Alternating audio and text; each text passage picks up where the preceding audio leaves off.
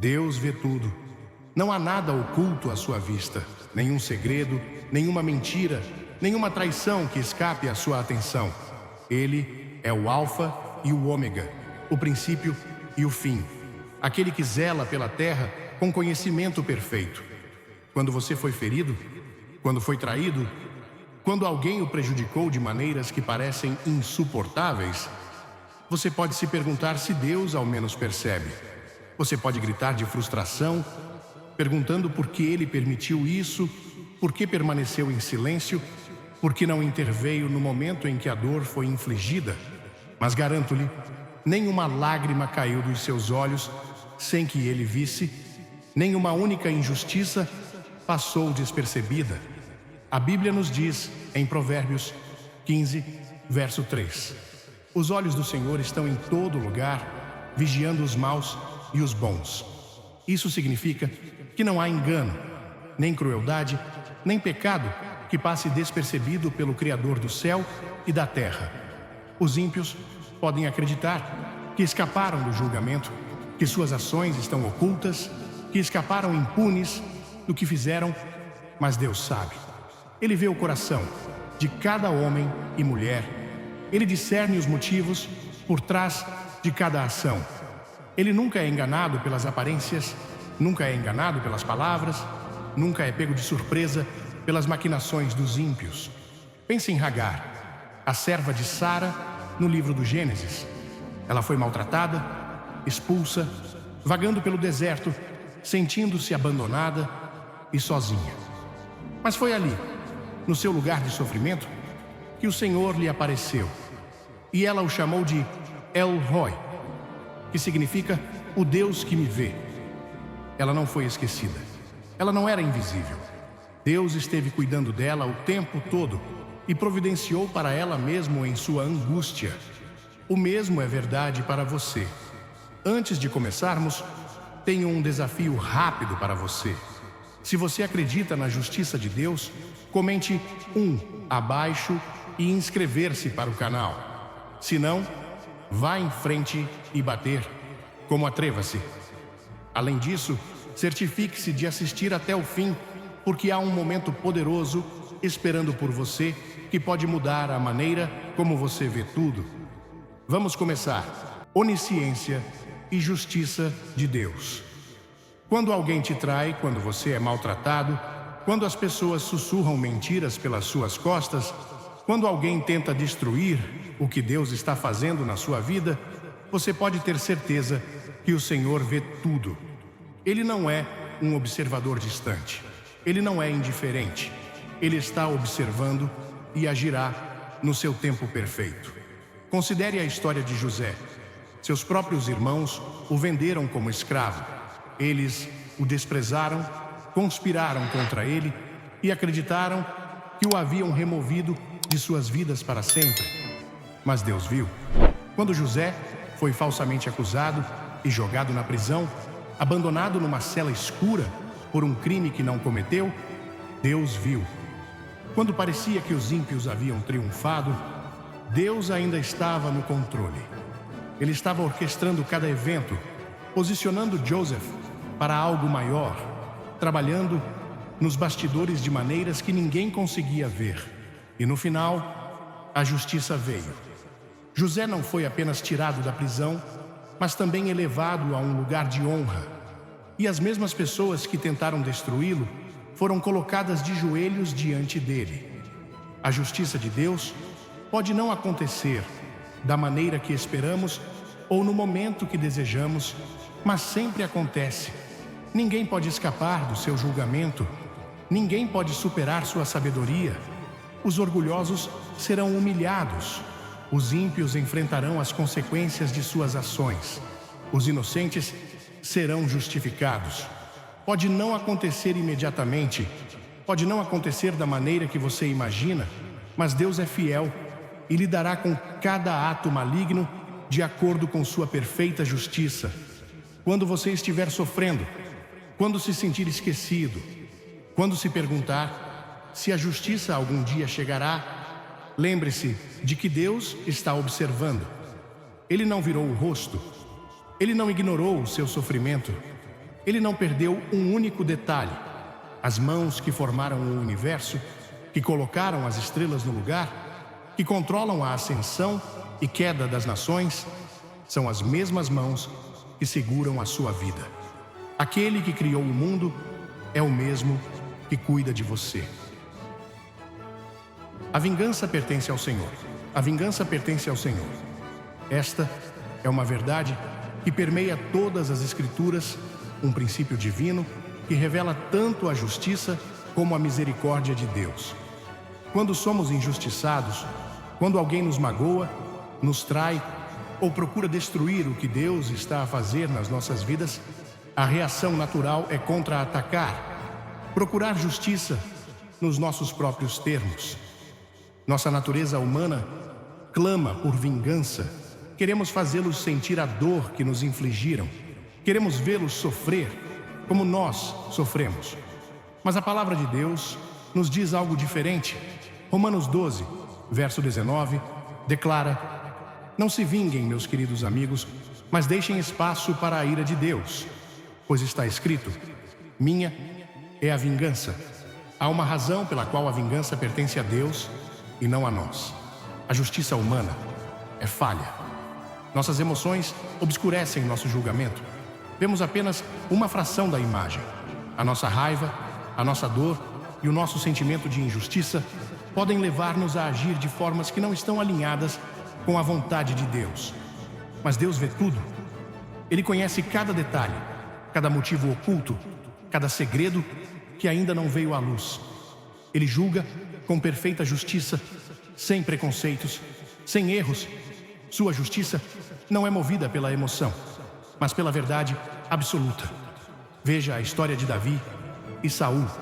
Saul foi um rei consumido pelo ciúme, um homem que perseguiu Davi incansavelmente, procurando matá-lo sem motivo. Davi teve múltiplas oportunidades de resolver o problema com as próprias mãos. Ele poderia ter matado Saulo na caverna quando Saulo estava vulnerável.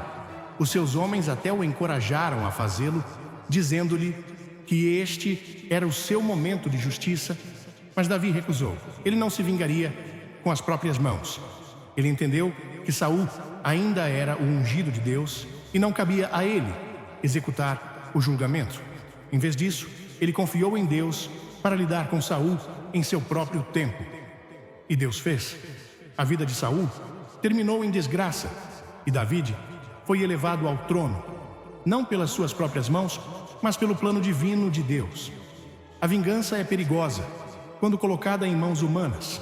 Corrompe o coração, envenena a alma e leva a um ciclo de destruição. Quando nos vingamos, não estamos apenas lutando contra nossos inimigos, estamos lutando contra a autoridade de Deus. Estamos dizendo a Ele que não confiamos em Sua justiça, que devemos resolver o problema com nossas próprias mãos, porque tememos que Ele não haja. Mas a justiça de Deus nunca se atrasa, nunca é fraco, nunca é incerto. Ele sabe exatamente como e quando lidar com aqueles que injustiçaram seus filhos. Pense nos irmãos de José. Eles o venderam como escravo, um ato de crueldade motivado pelo ciúme. Eles acreditavam que haviam se livrado dele, que ele havia partido para sempre. Mas Deus estava observando. Ele não permitiu que o sofrimento de José fosse desperdiçado. Ele não permitiu que a injustiça ficasse sem resposta. Anos mais tarde, esses mesmos irmãos estavam diante de José, tremendo, pois a situação havia mudado completamente. Mas José não se vingou. Ele não os derrubou, nem os fez sofrer como eles o fizeram sofrer. Em vez disso, ele entendeu que Deus estava trabalhando o tempo todo, mesmo durante a traição. A justiça foi feita, mas foi a justiça de Deus, não a do homem. Quando nos apegamos à vingança, nos apegamos a correntes. Amargura, raiva e ódio tornam-se nossa prisão. Pensamos que buscando vingança, encontraremos a paz, mas o oposto é verdadeiro. Quanto mais perseguimos a vingança, mais somos consumidos por ela. Mas quando entregamos isso a Deus, Quando colocamos a justiça em suas mãos, ficamos livres desse fardo. Podemos avançar com fé, sabendo que Ele tratará de cada erro no seu tempo perfeito. Os ímpios não escapam do julgamento de Deus. Eles podem acreditar que tiveram sucesso, que enganaram a justiça, que escaparam impunes de seus pecados, mas de Deus não se zomba. Ele declarou que a vingança lhe pertence e não quebra sua palavra. Ninguém foge à justiça de Deus. Os orgulhosos serão humilhados. Os opressores enfrentarão o seu acerto de contas. Os mentirosos, os traidores, os ímpios, todos estarão diante dele. Nenhum crime, nenhum engano, nenhum ato de crueldade passa despercebido pelo Todo-Poderoso. Ele vai retribuir. Ele julgará e seu julgamento será perfeito. O chamado para perdoar Deus te chama para perdoar. Não é uma sugestão. Não é uma opção a considerar quando lhe apetecer. É um comando. Jesus disse em Mateus 6, verso 14 e 15. Porque se você perdoar outras pessoas quando elas pecam contra você, seu Pai Celestial também irá perdoar você. Mas se você não perdoar os pecados dos outros, seu Pai não perdoará seus pecados. Estas palavras não são ditas levianamente. Eles revelam uma verdade poderosa. O perdão não diz respeito apenas à pessoa que o magoou. É sobre sua própria alma. É sobre o seu relacionamento com Deus. Apegar-se à falta de perdão é como carregar uma corrente pesada em volta do coração, um fardo que apenas pesa, enquanto a outra pessoa segue em frente sem ser afetada. O perdão é uma das coisas mais difíceis que Deus nos pede, porque vai contra a nossa natureza humana. Quando alguém nos magoa, o nosso instinto natural é agarrar-nos a essa dor, construir muros de proteção, para garantir que nunca mais terá a oportunidade de o fazer novamente. Queremos que eles sintam o que sentimos. Queremos justiça e muitas vezes queremos vingança. Mas Deus nos chama para algo maior. Ele nos chama a liberar a raiva, a amargura, o ressentimento e a colocar tudo em suas mãos. O próprio Jesus nos mostrou como é o perdão. Enquanto estava pendurado na cruz, espancado, humilhado e pregado na madeira pelas mesmas pessoas que veio salvar, ele poderia ter convocado legiões de anjos para destruí-los. Ele poderia ter exigido justiça imediata. Em vez disso, ele olhou para o céu e disse: Pai, perdoa-lhes, porque não sabem o que estão fazendo. Lucas 23, verso 34. Esse tipo de perdão está além da força humana. É divino. Mas é esse mesmo perdão que somos chamados a estender aos outros. Muitas pessoas acreditam que perdoar alguém significa desculpar o que fez, deixá-lo fora de perigo ou fingir que a dor nunca aconteceu. Mas não é isso que é o perdão. O perdão não significa que o que eles fizeram foi certo. Isso não significa que você tenha que confiar neles novamente. Isso não significa que você tenha que permitir que eles voltem à sua vida. O perdão não é sobre eles, é sobre você e Deus. Trata-se de recusar, permitir que o inimigo o mantenha em cativeiro. O inimigo quer que você persista na falta de perdão, porque ele sabe o que isso faz ao seu coração. A falta de perdão se transforma em amargura, e a amargura envenena sua alma. Isso te endurece, te cega, te impede de receber a paz que Deus quer te dar. Cria distância entre você e Deus, porque Ele já lhe disse que se você não perdoar, você não será perdoado. O inimigo quer que você fique preso nesse ciclo, revivendo a dor continuamente, mantendo suas feridas abertas, nunca permitindo que você se cure. Mas Deus chamou você para algo maior. Ele chamou você para a liberdade. Veja José. Seus irmãos o traíram, venderam-no como escravo e o deixaram para morrer. Ele tinha todos os motivos para odiá-los, todos os motivos para se vingar, quando finalmente estava em uma posição de poder. Mas o que ele fez? Ele os perdoou. Ele escolheu ver a mão de Deus em seu sofrimento. Ele disse a eles, em Gênesis 50, verso 20, você pretendia me prejudicar, mas Deus pretendia que fosse para o bem. Esta é a perspectiva de quem entregou a Deus a sua dor, de quem se recusa a deixar a amargura criar raízes, de quem entende que o perdão não é fraqueza, é força. Perdoar não significa esquecer. Isso não significa agir como se nada tivesse acontecido, mas significa renunciar ao direito de fazer justiça com as próprias mãos. Significa confiar que Deus vê o que foi feito com você e Ele lidará com isso da sua maneira perfeita. O perdão é um ato de fé.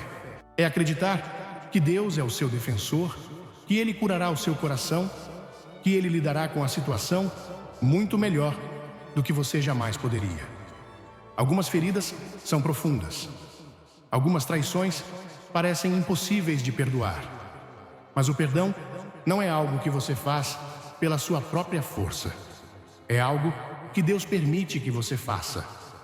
Quando você se entrega a Ele, quando toma a decisão de perdoar, mesmo antes de suas emoções se recuperarem, Deus intervém. Ele lhe dá graça. Ele lhe dá a cura. Ele começa a liberar o fardo que você carrega há tanto tempo. Há pessoas que vivem a vida toda presas na amargura, nunca experimentando a plenitude do que Deus tem para elas, porque se recusam a perdoar. Mas não é isso que Deus quer para você. Ele quer que você ande em liberdade. Ele quer que você libere o fardo. Ele quer que você confie nele, a justiça, a cura, a restauração. E isso começa com o perdão. Deus usa a dor para o seu crescimento. Deus usa a dor para o seu crescimento. Esta é uma verdade muitas vezes difícil de aceitar, especialmente em meio ao sofrimento. A dor é algo que evitamos instintivamente, algo de que oramos para sermos libertos, algo que parece injusto quando entra em nossas vidas. Mas Deus nunca permite a dor sem um propósito. Cada lágrima, cada dificuldade, cada provação está moldando você na pessoa que Ele o chamou para ser. Nada é desperdiçado em suas mãos. O que o inimigo pretende prejudicar, Deus pode transformar em algo que fortaleça a sua fé, aprofunde o seu caráter e o aproxime dele.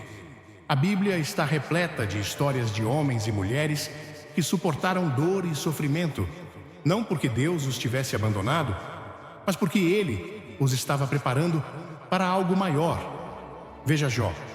Ele era um homem irrepreensível diante de Deus, um homem íntegro, mas perdeu tudo: sua família, sua riqueza, sua saúde.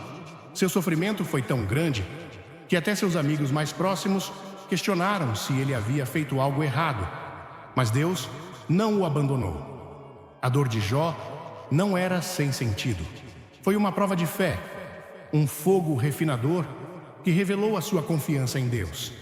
E no final, Deus restaurou tudo o que ele havia perdido e muito mais. José foi traído pelos seus próprios irmãos, jogado numa cova, vendido como escravo, acusado falsamente e preso.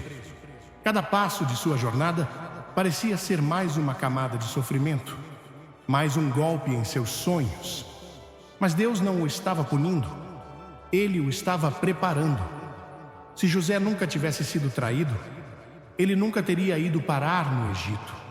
Se ele nunca tivesse sido falsamente acusado, nunca teria sido colocado na prisão, onde conheceu o copeiro que mais tarde o apresentaria ao faraó. E se ele nunca tivesse sido esquecido naquela prisão, nunca teria sido elevado a uma posição de poder no momento certo para salvar a sua família da fome. A dor de Joseph não foi desperdiçada. Fazia parte do plano divino de Deus posicioná-lo exatamente onde ele precisava estar. A dor elimina nossas ilusões de controle. Isso nos humilha. Isso nos força a reconhecer nossa necessidade de Deus. Quando a vida é fácil, quando tudo corre conforme os nossos planos, é fácil confiar em nós mesmos, mas o sofrimento nos deixa de joelhos. Lembra-nos que não estamos no controle, que não podemos consertar tudo, que precisamos desesperadamente da presença e do poder de Deus. E nesse lugar de entrega, algo incrível acontece. A nossa fé se aprofunda. Começamos a confiar em Deus de uma forma que nunca fizemos antes.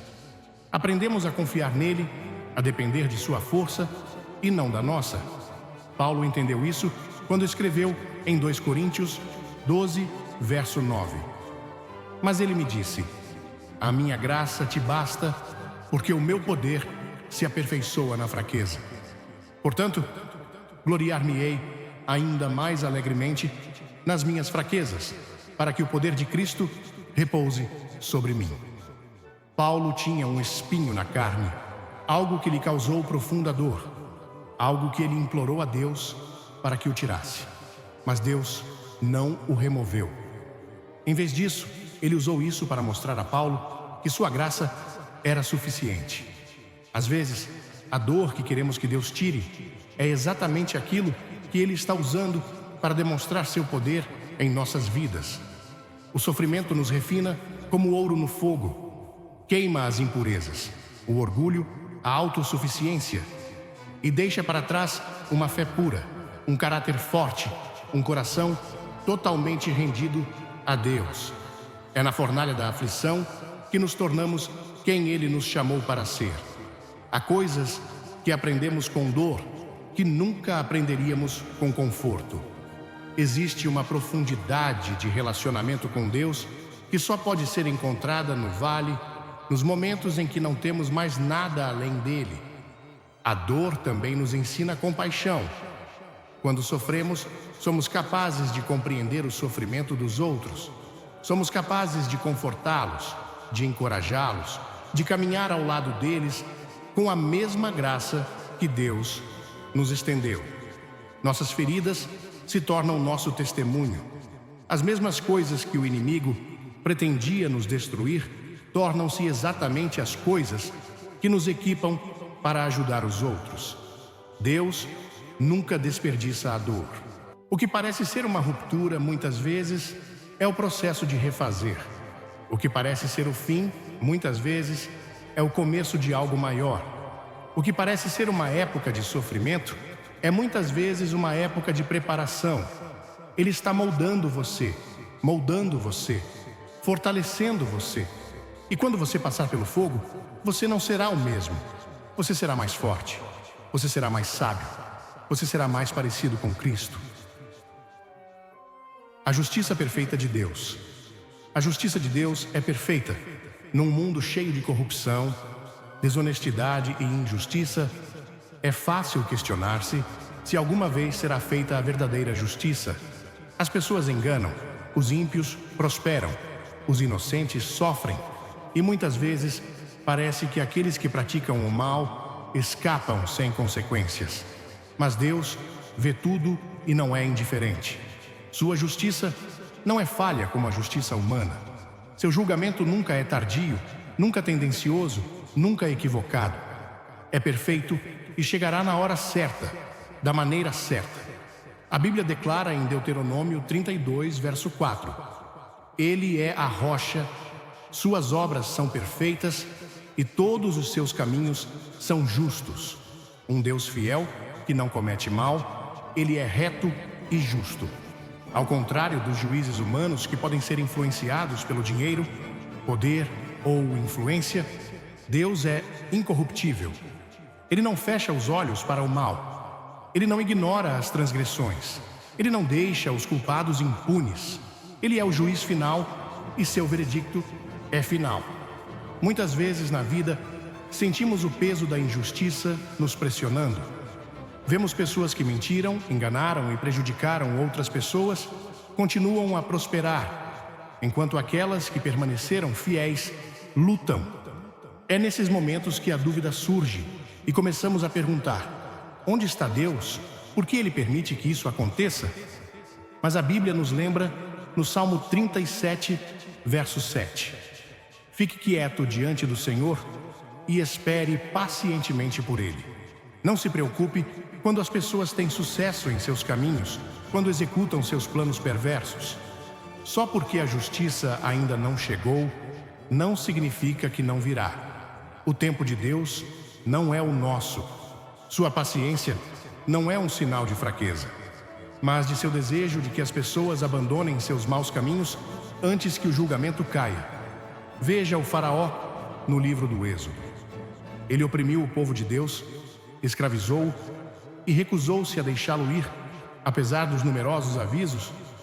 Por um tempo, parecia que ele continuaria governando com mão de ferro, incontestado e invicto. Mas Deus já havia determinado o resultado. As pragas que atingiram o Egito não foram aleatórias. Eles eram o desdobramento da justiça divina. O orgulho do faraó levou à sua queda, e no final ele se afogou no Mar Vermelho, enquanto o próprio povo que ele oprimia saía livre. A justiça veio da maneira perfeita de Deus e no tempo perfeito de Deus. A história de Hamã, no livro de Ester, é outro exemplo de como funciona a justiça de Deus. Hamã, um oficial poderoso, conspirou contra o povo judeu e planejou a execução de Mordecai. Ele construiu a forca, totalmente confiante de que seu plano teria sucesso. Mas, numa reviravolta impressionante, a própria armadilha que preparou para Mordecai tornou-se a sua própria ruína. Ele foi enforcado na mesma forca que havia preparado para outra. É assim que Deus trabalha.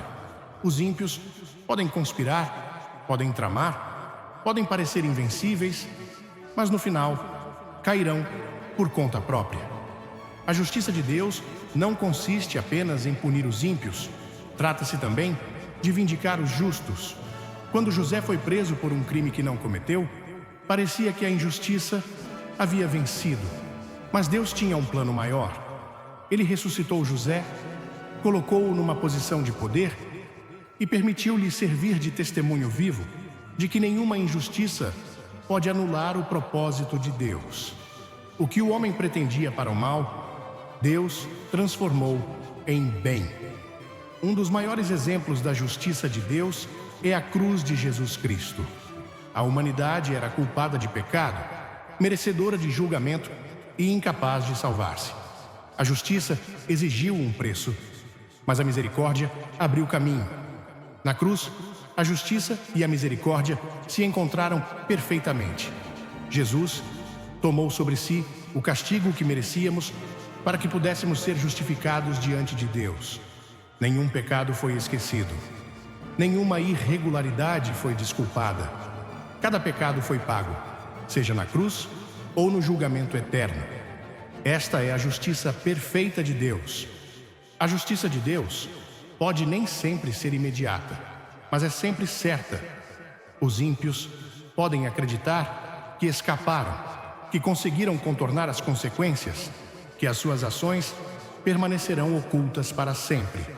Mas nada está escondido de Deus. Ele vê cada ato de opressão, cada ganho desonesto, cada traição, cada injustiça, e Ele trará julgamento em seu tempo. Os orgulhosos serão humilhados, o opressor cairá, o mentiroso será exposto. Ninguém foge à justiça de Deus. Para aqueles que sofreram injustiças, há conforto em saber que Deus não se esqueceu. Ele registrou todos os erros. Ele viu cada lágrima e consertará todas as coisas. Haverá um dia em que toda injustiça será responsabilizada, em que todo ato maligno será respondido e em que os justos serão justificados. Sua justiça não é parcial. Sua justiça não é falha. Sua justiça é perfeita. Deus restaurará o que foi perdido. Deus restaurará o que foi perdido. A perda é algo que toda pessoa experimentará em algum momento da vida. Ela ocorre de várias formas: perda de relacionamentos, oportunidades, saúde, tempo ou até mesmo esperança. Há momentos em que a vida parece destruída, sem possibilidade de reparo, quando o que foi tirado parece tão grande que a restauração parece impossível. Mas com Deus, nada está verdadeiramente perdido. Ele é um Deus de restauração, um Deus que pega o que foi quebrado e o torna inteiro novamente, um Deus que transforma o luto em alegria e as cinzas em beleza. A Bíblia está repleta de histórias de restauração, mostrando-nos que a perda nunca é o fim da história quando Deus está envolvido. No livro de Jó, vemos um homem que perdeu tudo: suas riquezas, sua saúde e até seus filhos. Seu sofrimento foi tão grande que ele ficou sentado nas cinzas, coçando as feridas, abandonado pelos amigos e atormentado pela tristeza. Parecia que tudo pelo que ele havia trabalhado, tudo o que ele amava, havia sido tirado. Mas Jó permaneceu fiel. Ele não entendia por que estava sofrendo, mas continuou a confiar em Deus. E no final, Deus o restaurou. Trabalho 42, verso 10, diz: depois que Jó orou por seus amigos, o Senhor restaurou sua fortuna e deu-lhe o dobro do que tinha antes. Deus não apenas devolveu o que foi perdido, ele retribuiu ainda mais. Esta é a natureza da restauração divina. Nunca se trata apenas de devolver o que foi levado. Trata-se de tornar as coisas melhores do que eram antes. A restauração de Deus nem sempre é imediata e nem sempre ocorre da maneira que esperamos.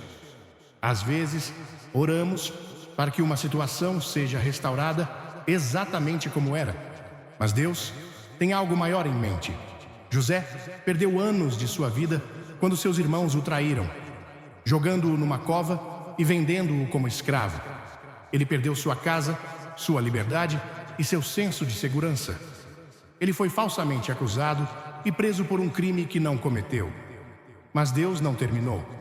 O que pareciam anos perdidos foram, na verdade, anos de preparação.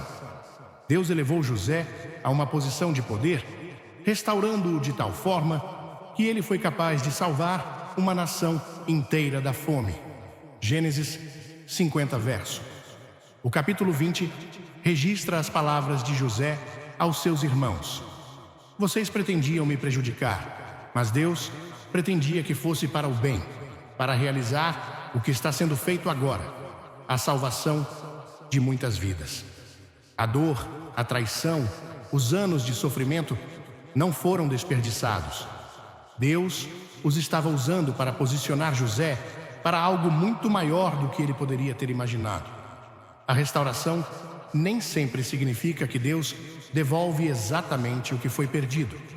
Às vezes, ele retribui algo diferente, algo maior. Noemi, no livro de Ruth, perdeu o marido e os 2 filhos. Ela voltou para Belém com profunda tristeza, acreditando que sua vida havia acabado. Mas Deus tinha um plano. Através de Ruth, sua nora, a vida de Noemi foi restaurada de uma forma que ela nunca esperava. Ruth casou-se com Boaz e o filho deles tornou-se uma fonte de alegria e redenção para Noemi. O que ela pensava ser uma perda permanente era, na verdade, o caminho para uma bênção maior. A restauração de Deus não se limita às coisas materiais. Ele restaura corações partidos, fé abalada e esperança perdida. Há pessoas que perderam a paixão, que perderam o sentido de propósito, que sentem como se a vida lhes tivesse tirado demasiado. Mas Deus ainda está empenhado na restauração. Joel 2, verso 25 diz: restituir-vos-ei os anos que os gafanhotos comeram. Deus não apenas restaura coisas, Ele restaura o tempo. Ele pode redimir os anos que parecem desperdiçados, as oportunidades que parecem perdidas, os sonhos que parecem mortos. Ele pode trazer de volta a alegria onde havia tristeza, a paz onde havia turbulência e a esperança onde havia desespero. Nenhuma perda é grande demais para ser restaurada por Deus. O que o inimigo roubou, Deus pode devolver. O que foi quebrado, Deus pode curar. O que parecia destruído, Deus pode reconstruir. Sua restauração não consiste apenas em retribuir. Trata-se de tornar as coisas inteiras novamente, de mostrar seu poder e fidelidade de maneiras que estão além da compreensão humana. Quando Deus restaura, é sempre maior do que o que foi perdido, sempre mais do que o esperado, sempre um testemunho do seu amor e graça infalíveis. Seus inimigos estão nas mãos de Deus. Seus inimigos estão nas mãos de Deus. Não há traição, nem ataque, nem injustiça que passe despercebida pelo Senhor. Quando as pessoas se levantam contra você, quando tramam e conspiram, quando tentam prejudicar sua vida, pode ser fácil sentir-se oprimido, sentir que você deve revidar com suas próprias forças. Mas a verdade é que você não precisa carregar esse fardo. Deus é seu defensor. Ele vê cada palavra dita contra você, cada plano formado em segredo, cada tentativa de prejudicá-lo, e Ele lidará com isso da sua maneira perfeita. A Bíblia deixa claro que Deus leva a sério a questão dos inimigos. Romanos 12, verso 19 diz: Não se vinguem, meus queridos amigos, mas deixem espaço para a ira de Deus, pois está escrito: É meu a vingança, eu retribuirei, diz o Senhor. Não há necessidade de buscar vingança. Não há necessidade de travar batalhas que pertencem a Deus. O mesmo Deus que abriu o Mar Vermelho, que fechou a boca dos leões, que derrubou exércitos inteiros para o seu povo, é o mesmo Deus que luta por você hoje. Veja a história de Davi. Ele foi ungido para ser rei, escolhido por Deus, mas passou anos sendo perseguido por Saul, que estava consumido pelo ciúme e pela raiva. Saul tentou matá-lo, perseguiu-o e viu-o como um inimigo. Davi teve oportunidades de revidar, de resolver o problema com as próprias mãos, mas recusou. Ele sabia que Deus estava no controle, ele sabia que seu inimigo estava nas mãos de Deus, e no final, não foi Davi quem teve que remover Saul. Deus cuidou disso. A justiça de Deus é perfeita e seu tempo é sempre certo. Às vezes parece que os ímpios prosperam, como se aqueles que cometem o mal continuam sem controle. Mas nada escapa à vista de Deus. Salmo 37, verso 1 e 2 diz: Não se preocupe por causa daqueles que são maus, nem tenha inveja daqueles que fazem o mal, pois como a grama, eles logo murcharão, como as plantas verdes, eles logo morrerão. Nenhum inimigo pode resistir à justiça de Deus, nenhum opressor ficará impune. Ninguém que se levante contra um filho de Deus terá sucesso no final. José foi traído pelos seus próprios irmãos. Eles o jogaram em uma cova, o venderam como escravo e o deixaram como morto. Ele poderia ter passado a vida cheio de raiva, em busca de vingança, mas ele confiou em Deus. Anos mais tarde, quando esteve diante daqueles mesmos irmãos, ele não fez justiça com as próprias mãos. Em vez disso, ele disse em Gênesis 50, verso 20: Você pretendia me prejudicar, mas Deus pretendia que fosse para o bem, para realizar o que está sendo feito agora, a salvação de muitas vidas. Deus transformou a traição em uma bênção. Exatamente aquilo que deveria destruí-lo foi o que o posicionou para seu destino. Seus inimigos não têm a palavra final sobre sua vida.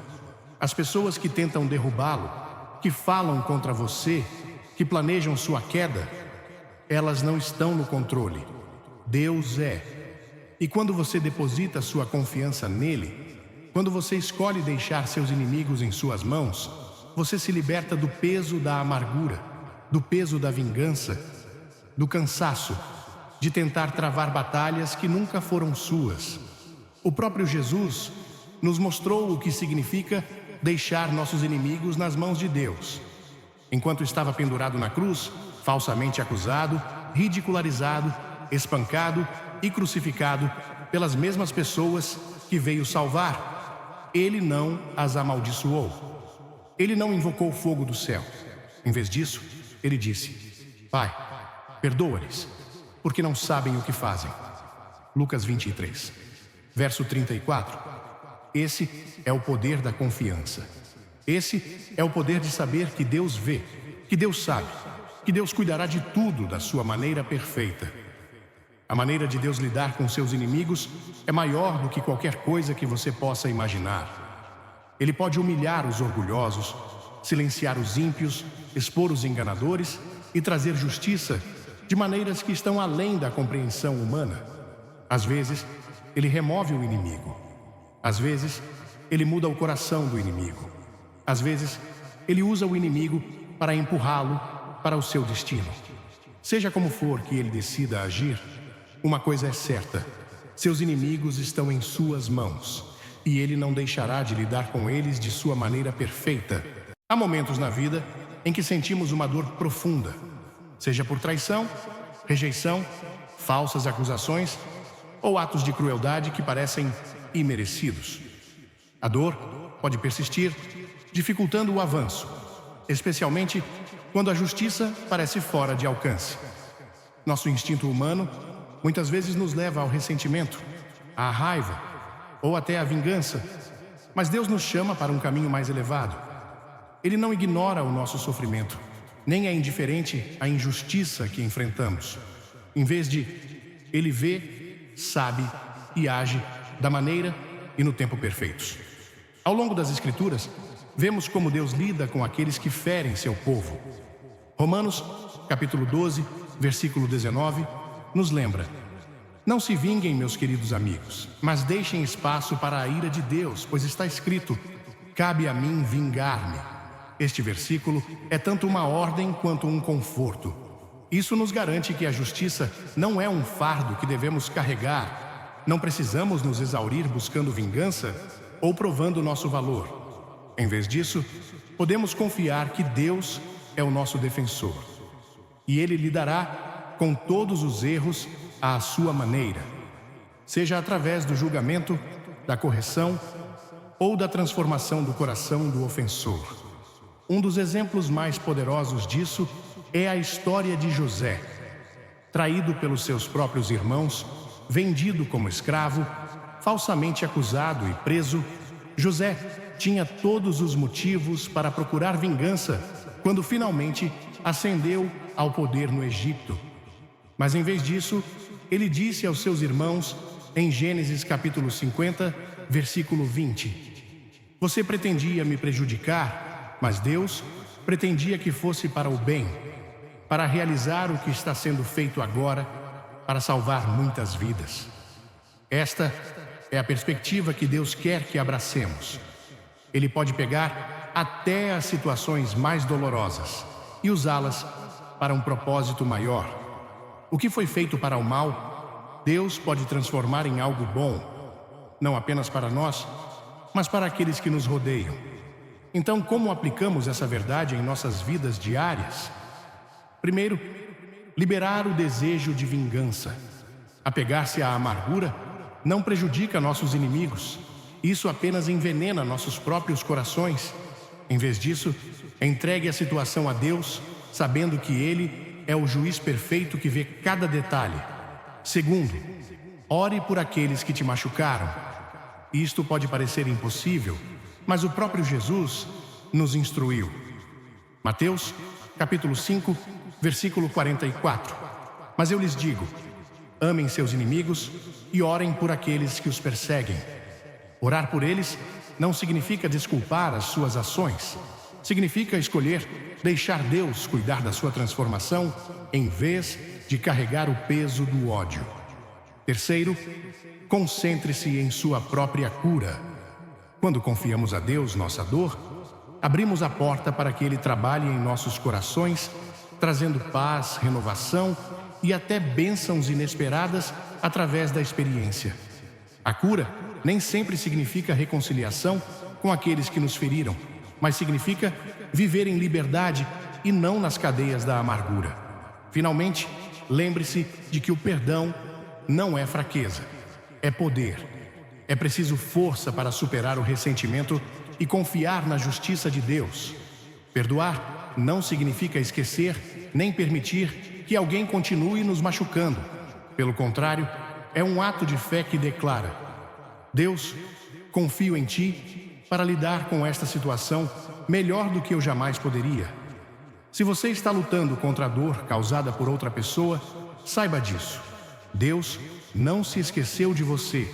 Ele está trabalhando nos bastidores, trazendo justiça, redenção e paz de maneiras que você ainda não viu. Confie nele, concentre-se na cura e deixe a vingança em suas mãos. No final, a justiça de Deus sempre prevalecerá. Agora quero ouvir de você. Você já experimentou Deus transformando uma situação dolorosa em algo bom? Compartilhe seu testemunho nos comentários abaixo. Isso pode encorajar alguém que esteja passando por dificuldades. E se esta mensagem falou com você, aperte o botão curtir, inscreva-se no canal e compartilhe esse vídeo com alguém que precisa deste lembrete hoje. Deus o abençoe e que sua paz encha seu coração.